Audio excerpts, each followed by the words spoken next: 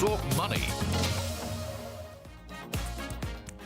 Hello and welcome to Let's Talk Money. I'm your host, Surabhi Upadhyay. It's the middle of December, which means it's holiday season. Now, many of you would have already planned your travel and vacations, and those who haven't are probably looking forward to booking their first trip of 2025 early in the new year. Yes, the travel bug has bitten us all, and it's perhaps here to stay. So how can we plan smarter for our travels and our holidays? What are the hottest destinations of 2025? And while we research enough on the hotels and the experiences that we want on that dream trip, do we pay enough attention to travel insurance? Yes, you got it. It is the travel special edition of Let's Talk Money. And helping us plan our 2025 Wanderlust better are Mohit Joshi of Skyscanner and Priya Deshmukh of ICICI Lombard. Ladies and gentlemen, great to have both of you on the show. Thank you very much for joining in. And I don't know if both of you have booked your trips or if you're big travel enthusiast yourself. Mohit's joining us all the way from London this morning, right? Yes, hi, good morning. Good morning. Lovely to see you all. Priya, what about you? Are you a big avid traveler yourself? Well, I do travel, and thank you for having me on the show. And, good morning to everybody. All right. So, we want to start with some broad brush trends of, what the qualitative and quantitative aspects tell us. Yes, we know our friends, our family, everyone's traveling more. But Mohit, you tell us, you guys on Skyscanner, you're looking at all of these searches, all of these bookings day in and day out. So what has 2024 brought forward when it comes to Indians traveling?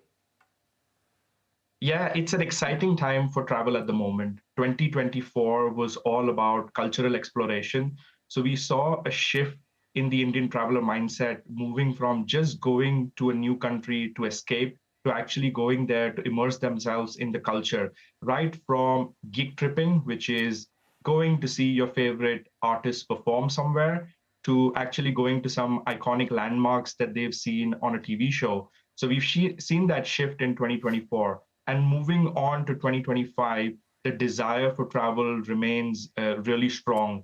86% of Indian travelers want to spend the same or more on flights, and 80% of Indian travelers want to spend the same or more on hotels, which shows there is a big interest in travel for next year.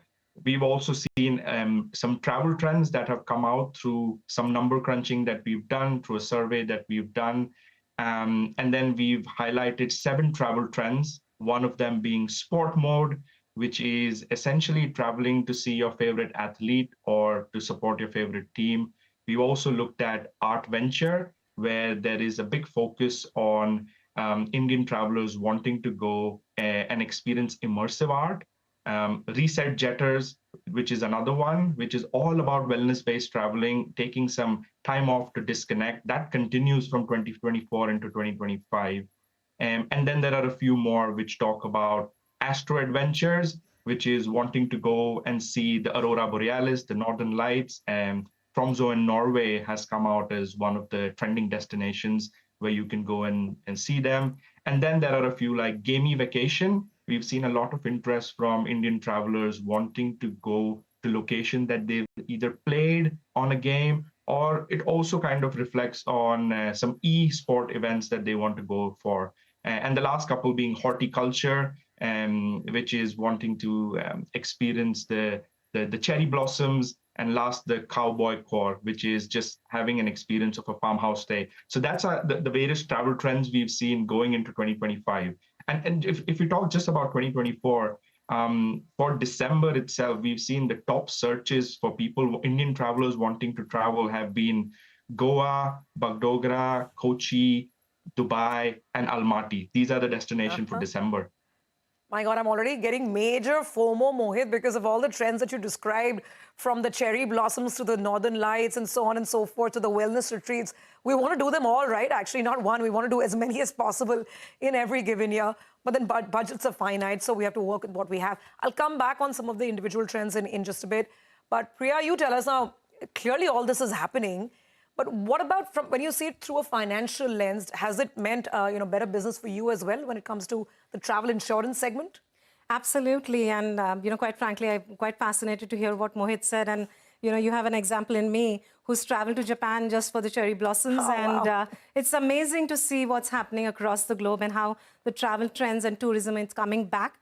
We have around 15 million Indian nationals who have traveled in the first half of 2024.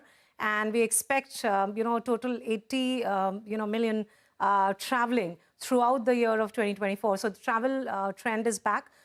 We did see some slowdown during the COVID season. Post-COVID, it has come back with great, amazing progress. And alongside the travel season and people going for experiential, travel destinations and all the, fancy names that Mohit mentioned, even the insurance sector, the financial insurance sector has moved that along the side in the curve of how people have chosen destinations and travel, planning. And it's really fascinating to see how the growth has happened. There's a CAGR of around 14% that we've observed.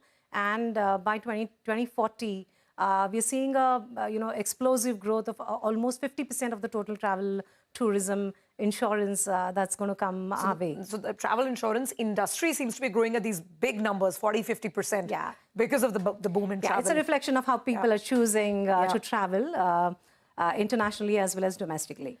So Priya, I mean, just a question on the trends from this year.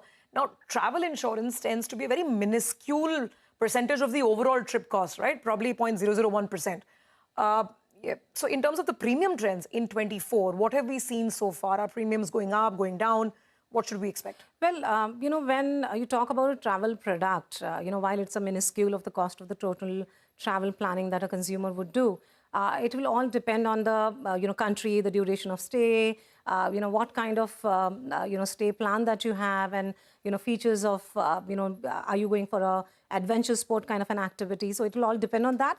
But with the growing volume of business and the way the penetration is increasing and more people are being aware because of two reasons. One, the treatment cost in locations or destinations that people are traveling, as well as the peace of mind.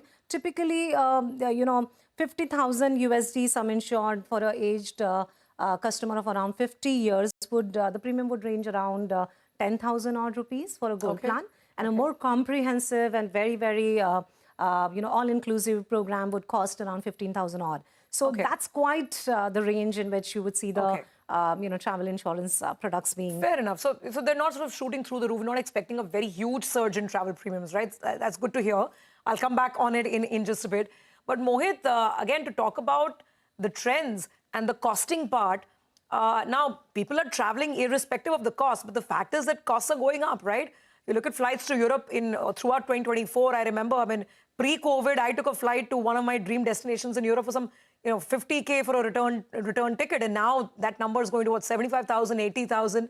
So in terms of just costs for this sort of international travel, what are we in for in 2025? Yeah, it's a really good point. Cost of living is still top of mind for Indian travelers. Like Indian travelers prioritize the cost of flights, cost of hotels, even the cost of food of the destination that they are going for. But having said that, the rising middle class and the increase in travel spend that individuals have now, and also visa access becoming slightly easier in many of the locations, continues to drive the interest among Indian travelers. An interesting fact we also found out was 66% of Indian travelers are planning to travel more in 2025. So that shows that although cost is top of mind, they want to continue to travel into the new year. And having said that, what we are seeing is airlines increasing their networks. There's a lot of domestic, there's a lot of low cost airlines having competition. And because of this additional networks to different destinations, what we'll see in 2025 is the prices stabilizing further. And to meet the demand of Indian travelers, we expect more routes to start beginning, which will also stabilize the prices further. That sounds really good. Actually, you know what, Mohit, we're playing a graphic right now from your report that highlights some of the maybe most wallet-friendly or budget-friendly destinations for 2025. Yeah, we've got them on the screen now. Oslo, London, Doha, there's Seoul, there's Baku, where there's a slight drop, and there's Kazakhstan, where there's a big drop, actually, 44% drop in airfares. Can you tell us a little more about it? I mean, this is what, average of how many months, and can we project this into the new year? We all want to believe that, yes, airfares are not going to go through the roof. So what are the destinations to look at?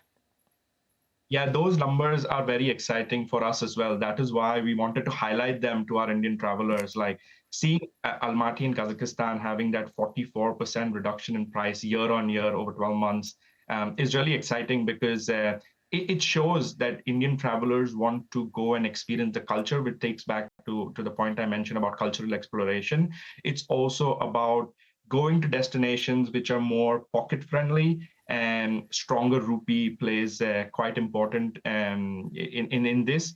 And we also see the visa access, which is becoming easier for Indians to traveling to these destinations. And because of that, the airlines are having more networks to these routes. And because of that, we see the average fare prices dropping significantly. And you see Almaty in Kazakhstan known for its culture and really good landscapes.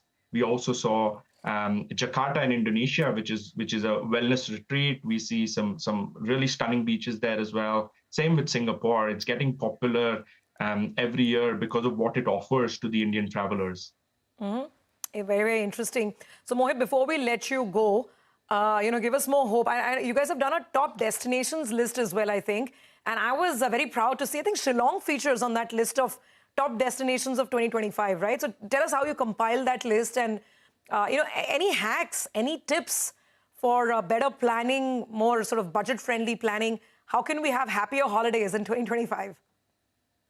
Yeah, I was really excited to see Shillong as the #1 destination for Indian travelers in terms of searches. So what we saw in terms of the data crunching we did was which destination has seen an increase in searches compared to the previous year.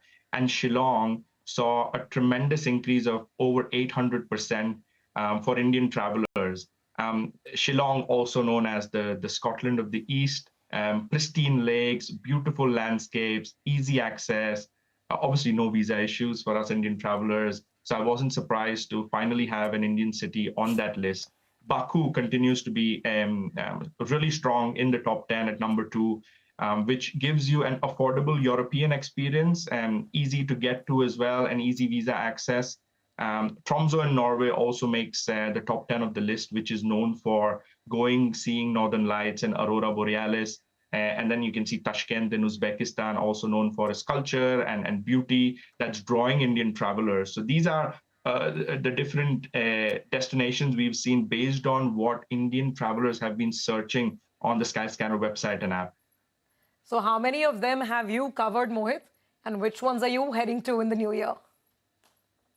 Definitely Tashkent in Uzbekistan is on my go-to list for sure. Unfortunately, I haven't been to Shillong as well. So Shillong should be there in my #1 list as well. So can't wait to cover both Shillong and Tashkent very soon. Fantastic. Well, we wish you good luck with that plan. And thank you very much for joining in. This gives us plenty of food for thought and, plenty to think and plan about and get excited about in the new year. Travel always top of mind. Thank you very much for giving us the Skyscanner perspective. Thank you so much. All right. Well, with that, we have to take a very quick break. We'll come back on the other side. And now that we know which are the hottest destinations to get to, the question is you need to pay a lot of focus and attention to the travel insurance part. It's more than just a quick checklist before you're heading to the airport. We'll tell you why. Priya will give us more details on this in just a bit.